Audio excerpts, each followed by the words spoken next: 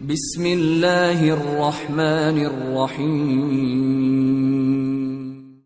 سورج طلوع ہو چکا تھا اور ہلکی ہلکی دھوپ پڑ رہی تھی جس میں ہمیں بہت راحت محسوس ہو رہی تھی، لیکن پیاس کی شدت سے میری زبان باہر نکلنے کو تھی، لیکن میں اپنے آپ کو ادھر ادھر کی سوچوں میں مصروف رکھنے کی کوشش کر رہا تھا۔ سر دست میرے ذہن میں ایک ہی سوچ تھی جو مجھے ذہنی طور پر کافی پریشان کر رہی تھی، وہ یہ کہ جس جگہ آج ہم قیدیوں کی حیثیت سے دشمن کے رحم و کرم پر پڑے ہوئے تھے، کل تک یہ جگہ ہمارے قبضے اور استعمال میں تھی اور ہم یہاں فاتح کی حیثیت سے آزادانہ گھوما پھرا کرتے تھے، لیکن آج پانی کے ایک گھونٹ پر بھی ہمارا اختیار نہیں تھا۔ ابھی میں انہی سوچوں میں گم اپنی تکلیف اور پیاس پر قابو پانے کی کوشش کر رہا تھا کہ میں نے چند آدمیوں کو اپنی طرف آتے دیکھا تو ایک دفعہ پھر پیاس کا احساس شدت اختیار کر گیا۔ میں نے اپنی تمام تر توانائیوں کو مجتمع کرتے ہوئے زور سے پانی پانی پکارا، لیکن حلق خشک ہونے اور کمزوری کی وجہ سے میری آواز میرے منہ میں ہی رہی۔ آنے والوں نے مجھے اپنی طرف متوجہ دیکھا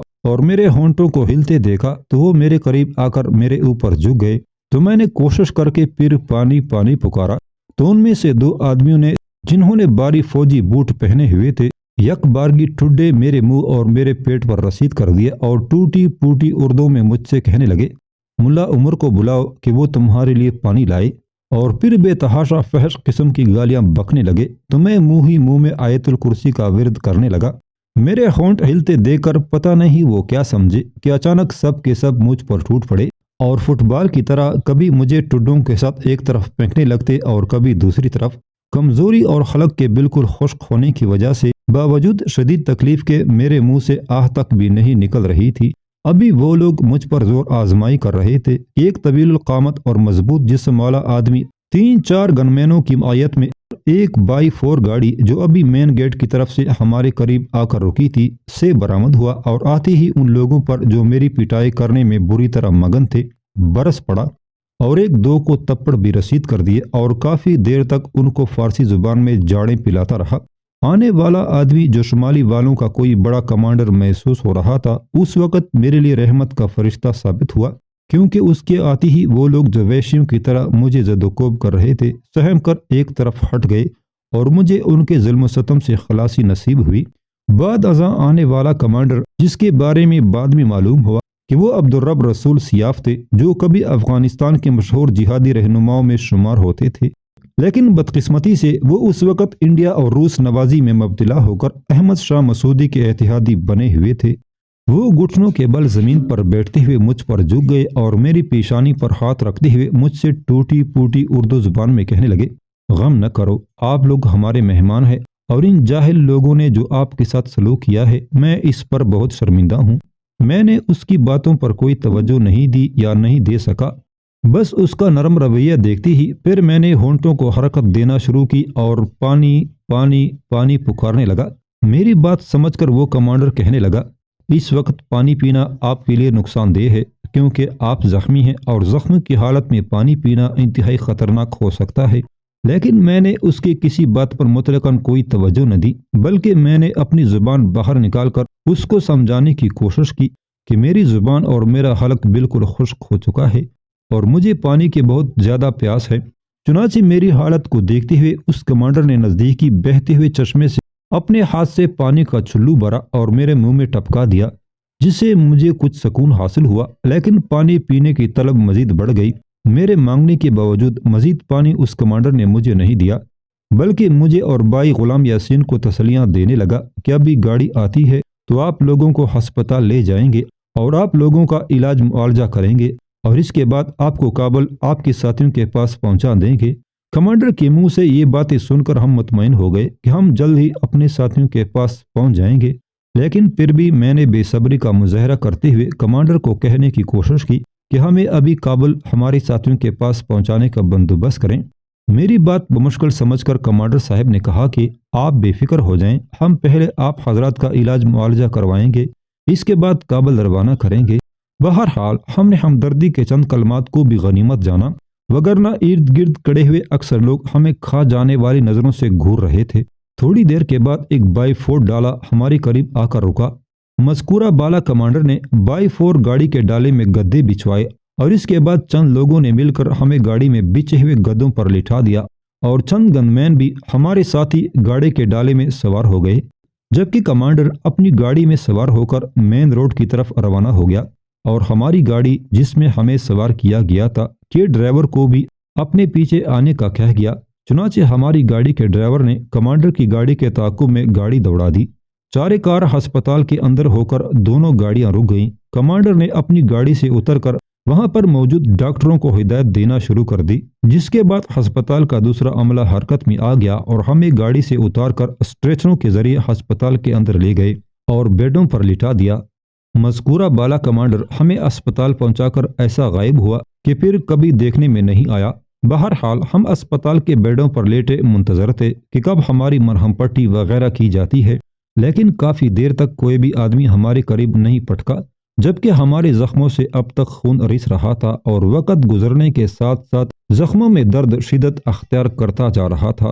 میں ارد گرد سے بے خبر بیڈ پر لیٹا تکلیف کی وجہ سے کراہ رہا تھا کہ اچانک کسی خیال کے تحت میں نے گردن اٹھا کر ادھر ادھر دیکھا تو میں حیران رہ گیا، کیونکہ میرے دائیں اور بائیں بیڈوں کی مزید 2 لائنیں تھیں، جہاں بھائی غلام یاسین کے علاوہ ہمارے اور بھی ساتھی زخمی حالت میں پڑے ہوئے تھے، جن میں قاری ابراہیم بھی شامل تھا۔ حالانکہ پہلے میرے ذہن میں یہی تھا کہ فقط ہم 2 ساتھی زخمی حالت میں یہاں ہیں۔ ابھی میری حیرت ختم نہیں ہوئی تھی کہ ایک اور افتاد آن پڑی، وہ یہ کہ چند مسلح آدمی دندناتے ہوئے کمرے میں داخل ہوئے اور آتے ہی زخمی ساتھیوں کو تنگ کرنے لگے۔ دفتن آنے والے لوگوں کا سرغنہ میری طرف متوجہ ہوا اور میرے پاس آ کر انڈین فلموں سے یاد کی ہوئی گالیاں بکنے لگا اور مجھ سے کہنے لگا کہ تو ابھی تک زندہ ہے، حالانکہ گزشتہ رات ہم تو تجھے اپنی طرف سے ختم کر آئے تھے۔ میں نے ہمت کر کے اسے جواب دیتے ہوئے کہا کہ جسے اللہ رکھے اسے کوئی نہیں مار سکتا۔ میری بات سن کر اس نے انتہائی غصے کے ساتھ کلاشنکوف کا بٹ میرے پیٹ پر دے مارا،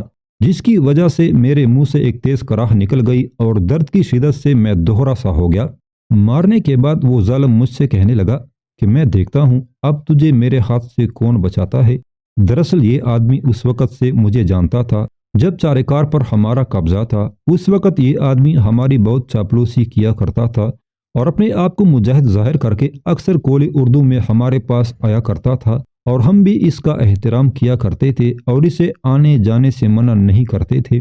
اس کی وجہ یہ تھی کہ وہ اکثر ہمارے لیے مخبری بھی کیا کرتا تھا اور ان لوگوں کی نشاندہی کرتا تھا جنہوں نے اسلحہ گھروں میں چھپایا ہوا تھا۔ لیکن اب مجھے معلوم ہوا کہ یہ آدمی ڈبل کراس ہے، یعنی اپنا اعتماد بحال رکھتے ہوئے اندر ہی اندر ہماری جڑیں کاٹتا رہا۔ بہرحال مذکورہ آدمی ابھی میرے ساتھ بدکلامی میں مصروف تھا کہ ایک ڈاکٹر اور اس کے چند معاونین کمرے میں داخل ہوئے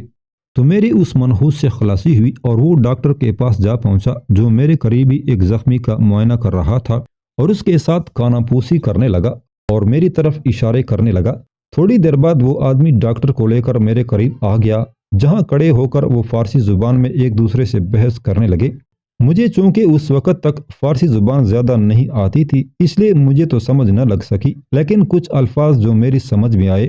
ان میں سے میں اس نتیجے پر پہنچا کہ وہ آدمی ڈاکٹر سے مطالبہ کر رہا تھا کہ اس آدمی کو میرے حوالے کر دو، جبکہ ڈاکٹر اس کمانڈر کا حوالہ دے کر جو ہمیں چھوڑ گیا تھا اپنی مجبوری ظاہر کر رہا تھا۔ تھوڑی دیر تک ان کے درمیان بحث و مباحثہ ہوتا رہا۔ میں چونکہ مکمل طور پر انہی کی طرف متوجہ تھا اور دل ہی دل میں اللہ تعالیٰ سے دعائیں مانگ رہا تھا کہ یا اللہ مجھے اس ظالم کے شر سے محفوظ فرما۔ چنانچہ ان کی بحث ختم ہونے پر میں نے محسوس کیا کہ دونوں کسی بات پر متفق ہو گئے ہیں۔ بحث ختم ہوتے ہی وہ آدمی پھر میری طرف متوجہ ہوا اور کہنے لگا، اوہ پنجابی، کل تو بچ گیا تھا لیکن اب نہیں بچے گا۔ یہ کہہ کر اور کچھ مزید گالیاں بک کر وہ آدمی اسپتال سے نکل کر چلا گیا تو میں نے اللہ کا شکر ادا کیا، کیونکہ اس کے ساتھ آنے والے بھی اس کے ساتھ چلے گئے تھے، وگرنہ مجھے اندیشہ تھا کہ اس کے ساتھ آنے والوں میں سے کوئی بھی مجھے مشق ستم بنائے گا۔ لیکن ان کے جانے کے بعد ایک اور مصیبت ڈاکٹر کی شکل میں مجھ پر آن پڑی۔ ہوا یوں کہ وہ لوگ جو ہی باہر نکلے تو ڈاکٹر جو میرے قریب ہی کھڑا تھا مجھ سے مخاطب ہو کر کہنے لگا، اگر چاہتے ہو کہ تمہاری مرہم پٹی کروں تو مجھے 10,000 روپے دو۔ حالانکہ دوسرے سب زخمیوں کی مرہم پٹی ہو چکی تھی اور اکثر زخمیوں کو توانائی بحال کرنے کے لیے ڈرپیں وغیرہ لگی ہوئی تھی، مگر ڈاکٹر کا مجھ سے 10,000 کا مطالبہ کرنا مجھے بہت عجیب معلوم ہوا اور میں نے ڈاکٹر کو جواب دیتے ہوئے کہا، اس وقت میرے پاس 10,000 روپے کہاں سے آ گئے کیونکہ میرے پاس جو رقم تھی وہ تمہارے لوگوں نے مجھ سے چھین لی ہے اور ایک کوڑی بھی میرے پاس نہیں چھوڑی، مگر ڈاکٹر مسلسل اصرار کر رہا تھا کہ مجھے 10,000 روپے چاہیے۔ آخر کار میں نے مجبور ہو کر کہا کہ میں تمہیں ایک رکا لکھ کر دیتا ہوں، اسے کابل میں ہمارے ساتھیوں کے پاس لے جاؤ، تمہیں 10,000 کے بجائے 50,000 مل جائیں گے، لیکن خدا را میری مرہم پٹی کرو۔ لیکن ڈاکٹر میری اس بات پر ٹس سے مس نہ ہوا، بلکہ اپنے مطالبے پر ویسے ہی اڑا ہوا تھا۔ آخر تنگ آ کر میں نے اسے کہا کہ تم ہی بتاؤ کہ اس وقت جب میں تمہارے ہاتھوں میں قید ہوں، میرے جسم پر موجود کپڑوں کے ایک جوڑے کے علاوہ ہر چیز تمہارے لوگ مجھ سے چھین چکے ہیں، میں تمہارے لیے 10,000 روپے کہاں سے لاؤں؟ اس مطالبہ کا مقصد فقط مجھے اذیت دینا تھا، کیونکہ ڈاکٹر کو بخوبی علم تھا کہ میرے پاس کچھ نہیں ہے۔ بہرحال اس ڈاکٹر نے اپنے پیشے سے غداری کرتے ہوئے خباثت کی انتہا کر دی اور میری ٹانگ جو زیادہ زخمی تھی اسے صاف کیے اور کوئی دوا وغیرہ لگائے بغیر گریپ بینڈیج انتہائی سختی کے ساتھ کس کر باندھ دی اور 2-4 فحش قسم کی گالیاں بکتا ہوا وارڈ سے باہر نکل گیا۔ ہم 2 دن تک اسی اسپتال میں رہے۔ ان 2 دنوں میں جہاں ہمیں ہر وقت گالیوں اور دشمن کے لوگوں کے غیظ و غضب کا سامنا کرنا پڑا، وہاں ایک عجیب واقعہ ہمارے دیکھنے میں آیا۔ وہ یہ کہ تقریباً صبح، دوپہر اور شام کے وقت جب ڈاکٹر اور ہسپتال کا عملہ اور ادھر ادھر کے دوسرے لوگ وارڈ میں موجود نہیں ہوتے تھے تو ایک بوڑھا سفید ریش آدمی انتہائی خاموشی کے ساتھ وارڈ میں داخل ہوتا اور ہم زخمیوں کے سرہانے ایک ایک سیب رکھ کر اسی طرح خاموشی سے باہر نکل جاتا۔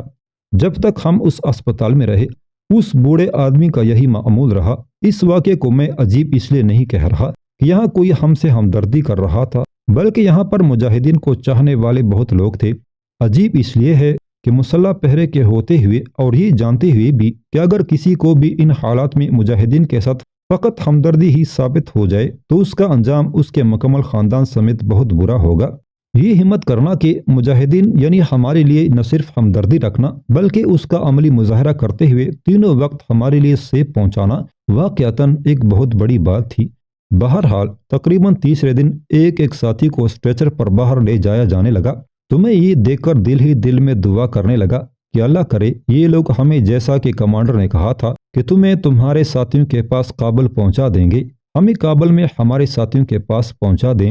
سب سے آخر میں میرا نمبر بھی آ گیا، چنانچہ مجھے بھی اسٹریچر پر ڈال کر باہر لے جایا گیا جہاں ایک فوجی گاڑی کھڑی ہوئی تھی۔ اچانک میری نظر گاڑی کی چھت پر پڑی تو میری حیرت کی کوئی انتہا نہ رہی، کیونکہ گاڑی کی پلین چھت کے اوپر دوسرے زخمی ساتھیوں کو لٹایا ہوا تھا۔ مجھے بھی 2-3 آدمی نے پکڑ کر کسی بے جان چیز کی طرح انتہائی بے دردی کے ساتھ چھت پر پہنچا دیا اور چھت پر لیٹے ہوئے دوسرے ساتھیوں کے ساتھ مجھے بھی ٹھونس دیا۔ پھر ایک موٹے رسے کے ساتھ جس طرح گاڑی کی چھت پر سامان کو باندھ دیا جاتا ہے ہمیں بھی انتہائی سختی کے ساتھ باندھ دیا گیا اور گاڑی جبل سراج کی طرف روانہ ہو گئی۔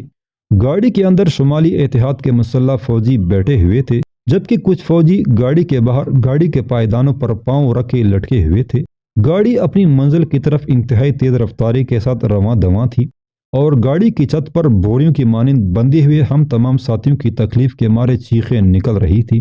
کیونکہ گاڑی کا ڈرائیور قصداً ہمیں تکلیف دینے کے لیے تیز رفتار گاڑی کو ادھر ادھر کر رہا تھا اور کبھی یکدم بریک لگا دیتا تھا، جس کی وجہ سے ہماری چیخیں نکل جاتی تھی، جن کو سن کر نیچے گاڑی میں بیٹھے ہوئے اور باہر لٹکے ہوئے شمالی اتحاد کے فوجی کہہ لگا رہے تھے۔ بہرحال یہ انتہائی جانسوز اور تکلیف دہ مرحلہ اس وقت ختم ہوا جب گاڑی گل بہار روڈ پر جبل سراج کی ایک عمارت کے مین گیٹ پر جا کر رکی اور ہمارے اوپر لپیٹا ہوا رسا کھول دیا گیا۔ بعد ازاں ہمیں گاڑی کے چھت سے اتار کر عمارت کے اندرونی کمروں میں منتقل نہیں بلکہ پھینک دیا گیا اور ہم 2 ساتھیوں کو ایک ایک کمرے میں بے دردی سے پھینک کر کمروں کے دروازے بند کر دیے گئے۔ یہ رات ہم نے انہی سرد کمروں میں ٹٹرتے ہوئے اور زخموں کی تکلیف سے کراہتے ہوئے گزاری۔ اگلے دن جب سورج نے طلوع ہو کر تمام عالم کو منور کر دیا تو ہمیں کمروں سے نکال کر ایک فوجی ٹرک میں ٹونسنا شروع کر دیا، لیکن غنیمت یہ ہوئی کہ اس بار ہمیں اٹھانے والے شمالی اتحاد کے فوجیوں کے بجائے وہ مجاہدین تھے جو حالیہ جنگ میں گرفتار ہو کر آئے تھے اور خوش قسمتی سے زخمی نہیں تھے۔ ان اسیر مجاہدین ساتھیوں نے ہم زخمیوں کو انتہائی احتیاط اور شفقت کے ساتھ اٹھا کر ٹرک میں منتقل کر دیا۔ اس ٹرک میں اسیر ساتھی بہت زیادہ تھے، جس کی وجہ سے ہم زخمی ساتھیوں کے لیے بہت مشکل پیش آ رہی تھی۔ لیکن وہ مجاہدین ساتھی جو زخمی نہیں تھے انہوں نے کمال ہمدردی کرتے ہوئے خود تنگ ہو کر اور ادھر ادھر سمٹ کر ہم زخمی ساتھیوں کے لیے کچھ آسانی پیدا کر دی۔ چنانچہ جب تمام ساتھیوں کو سوار کیا جا چکا تو ٹرک کے ڈرائیور نے ٹرک کو حرکت دی اور ٹرک گلبہار کی طرف روانہ ہو گیا۔ کچا روڈ ہونے کی وجہ سے ٹرک ہچکولے کھاتا ہوا اور اچھلتا ہوا آگے بڑھ رہا تھا، جس کی وجہ سے مجھے بہت زیادہ تکلیف محسوس ہو رہی تھی، اس لیے کہ میرا پورا جسم زخمی تھا اور جسم کا کوئی حصہ ایسا نہیں تھا جہاں زخم نہ ہو، اس لیے میں مسلسل کراہ رہا تھا۔ میرے ساتھ بیٹھے ہوئے ایک افغانی مجاہد ساتھی نے شمالی اتحاد کے فوجیوں کی ڈانٹ ٹپٹ سننے اور ان کے منع کرنے کے باوجود میرا سر اپنی گود میں رکھ لیا، انتہائی شفقت اور محبت کے ساتھ مجھے حوصلہ دینے لگا اور میری ہمت بندھانے لگا۔ ٹرک جب گلبہار شہر سے گزر کر درہ پنجشیر میں داخل ہوا تو تنگی پنجشیر پر پہنچ کر ٹرک روک دیا گیا، کیونکہ آگے سڑک کو توڑ کر ناقابل گزر بنا دیا گیا تھا۔ سڑک توڑنے کی وجہ یہ تھی کہ جب مجاہدین نے کابل فتح کیا تو احمد شاہ مسعود اپنی فوج سمیت بھاگ کر درہ پنجشیر میں جا گھسا اور سڑک کو اس جگہ سے ڈائنامائٹ سے اڑا دیا جہاں سے درہ پنجشیر میں بہنے والا دریا بالکل سڑک کے ساتھ ہو کر گزرتا تھا، اور سڑک کی دونوں جانب بلند پہاڑ تھے جو بالکل سڑک اور دریا سے متصل تھے، اور بائیں طرف والا پہاڑ کافی حد تک سڑک پر جھکا ہوا تھا، اور اسی لیے یہ جگہ تنگ ہونے کی وجہ سے تنگی پنجشیر کے نام سے مشہور ہے۔ جب ٹرک ٹوٹی ہوئی سڑک کے قریب رکا تو تمام قیدیوں کو ٹرک سے نیچے اترنے کا حکم ملا، چنانچہ تمام تندرست قیدی جو زخمی نہیں تھے ٹرک سے نیچے اترے، اور انہی قیدیوں ساتھیوں نے ہم زخمیوں کو بھی بڑی احتیاط کے ساتھ اٹھا کر نیچے اتارا۔ جب سب زخمیوں کو ٹرک سے نیچے اتارا جا چکا تو شمالی اتحاد کا کمانڈر جو قیدیوں کو جیل تک پہنچانے کا ذمہ دار تھا، اس نے تندرست قیدیوں کو مخاطب کرتے ہوئے کہا، زخمی قیدیوں کو اٹھاؤ اور سڑک کے ٹوٹے ہوئے حصے جو تقریباً 150 قدم تھا کو عبور کر کے جہاں پر دوبارہ سڑک شروع ہو جاتی ہے وہاں پر پہنچاؤ۔ چنانچہ مجاہدین قیدی ساتھی ہم زخمیوں کو اٹھا کر چل پڑے اور قابل گزر سڑک دوبارہ جہاں سے شروع ہوتی تھی وہاں پر انہوں نے جہاں بن پڑی ہمیں لٹا دیا۔ جو ساتھی مجھے اٹھا کر لایا تھا وہ اگرچہ جسامت اور قد کاٹ کے لحاظ سے کافی مضبوط معلوم ہوتا تھا، لیکن جب وہ مجھے اٹھا کر ٹوٹے پوٹے اور اونچے نیچے راستے سے آ رہا تھا تو بری طرح ہانپ رہا تھا، اور کئی جگہ تو گرتے گرتے بچا جہاں پر اس نے اپنے آپ کو بڑی مشکل سے سنبھالا۔ دوسرے زخمیوں کو اٹھا کر لانے والے ساتھیوں کا بھی تقریباً یہی حال تھا، جس کی وجہ یہ تھی کہ 2 دن سے انہیں کھانے کے لیے کچھ نہیں دیا گیا تھا، بلکہ ان دنوں میں انہیں مسلسل تشدد اور ظلم ستم کا نشانہ بنایا جاتا رہا۔ اسی لیے اکثر مجاہدین ساتھیوں کے چہروں پر نیل پڑے ہوئے تھے اور ان کے کپڑے جگہ جگہ سے پٹے ہوئے تھے، جبکہ کئی ساتھیوں کے چہروں، پیشانیوں اور سروں پر گہرے گھاؤ بھی نظر آ رہے تھے۔ یہی وجہ تھی کہ جو ہی وہ ساتھی تباہ شدہ سڑک سے صحیح سڑک پر پہنچے تو ہمیں وہیں لٹا کر خود بھی بے سدھ ہو کر لیٹ گئے، لیکن ان کو یہ تھوڑی دیر سستانا بہت مہنگا پڑا، اور ساتھ ہی ہماری شامت بھی آ گئی، کیونکہ وہاں پر پہلے سے موجود اور ہمارے ساتھ آنے والے شمالی اتحاد کے فوجی ان ساتھیوں کے لیٹنے کو بہانہ بنا کر ان پر پل پڑے اور ٹھڈوں، مکھوں اور کلاشنکوف کے بٹوں کے ساتھ ان کو اور ہمیں بری طرح مارنے لگے۔ ہر طرف سے آہوں فغاں اور چیخوں کی آوازیں آنا شروع ہو گئی۔ تمام اسیر ساتھی مار پیٹ کی شدت کی وجہ سے بلبلا اٹھے، اور اکثر ساتھی آہوں اور چیخوں کی صورت میں اللہ اللہ پکار رہے تھے۔ اس وقت عجیب قسم کا منظر تھا، کوئی سخت سے سخت دل رکھنے والا مسلمان بلکہ شاید کوئی انسان اس جگہ پر پیش آمدہ مناظر کو دیکھنے اور سننے کی تاب نہ لا سکے، لیکن شمالی اتحاد کے فوجی تھے کہ ان پر ہماری چیخ و پکار اور آہ و فغاں کا ذرا برابر بھی اثر نہیں ہو رہا تھا، بلکہ ان کے رویے سے معلوم ہو رہا تھا کہ ہماری آہ و فغاں اور چیخ و پکار سے یہ ظالم لطف اندوز ہو رہی ہوں، اور اس ظلم و ستم سے بڑھ کر ان کا اور کوئی مشغلہ نہ ہو۔ حالانکہ مجاہدین کا رویہ اپنے دشمنوں کے ساتھ تحریک کی ابتدا سے لے کر آج تک نہایت ہی مشفقانہ رہا ہے، اور مجاہدین نے کبھی بھی گرے ہوئے دشمن پر وار نہیں کیا، بلکہ وہ اس چیز کو نامردی اور بے غیرتی تصور کرتے ہیں، اور بد سے بدترین دشمن کو بھی گلے لگانے سے گریز نہیں کرتے، جس کی زندہ مثالیں ہم نے خود اپنی آنکھوں سے دیکھی ہیں۔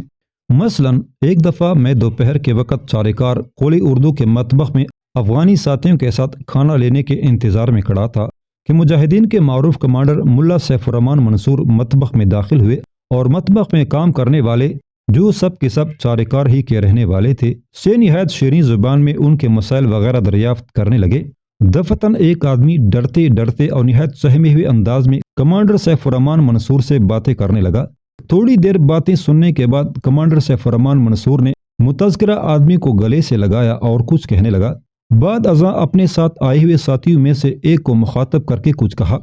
جسے سن کر وہ ساتھی فوراً مطبخ سے باہر نکل گیا اور تھوڑی دیر بعد واپس آیا تو اس کے ہاتھ میں 10,000 افغانی کرنسی کی 3 گھڑیاں تھیں، جو اس نے آتے ہی سیف الرحمن منصور کو تما دیں، اور کمانڈر سیف الرحمن منصور نے نوٹوں کی گھڑیاں اس آدمی کو تما دیں جس کو کمانڈر صاحب نے تھوڑی دیر قبل گلے سے لگایا تھا۔ میں یہ سارا تماشا نہایت تعجب سے دیکھ رہا تھا۔ میری سمجھ میں کچھ نہیں آ رہا تھا کہ آخر یہ کیا ماجرا ہے، کیونکہ مجھے پشتو اور فارسی وغیرہ ابھی تک اچھی طرح سمجھ نہیں آتی تھی۔ چنانچہ میں نے بھائی عبدالحمید صاحب، جو ہمارے گروپ کا افغان مجاہد تھا اور میرے قریب ہی کھڑا تھا، اس سے پوچھا کہ یہ کیا چکر ہے۔ اس پر عبدالحمید نے بتایا، یہ آدمی جسے کمانڈر سیف الرحمن منصور نے رقم کی گھڑیاں دی ہیں، یہ شمالی اتحاد کے فوجیوں میں سے ہے، جو کچھ دن پہلے تک مجاہدین کے خلاف شمالی اتحاد کی طرف سے صف اول میں رہ کر لڑا کرتا تھا،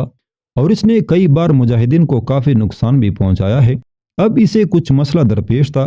جس میں اسے کچھ پیسوں کی اشد ضرورت تھی۔ چنانچہ وہ بقول اس کے اپنے شمالی اتحاد کے بڑے کمانڈروں کے پاس اپنی التجا لے کر گیا، لیکن انہوں نے اسے دھتکار دیا اور اس کی مجبوری پر بالکل کوئی توجہ نہ دی،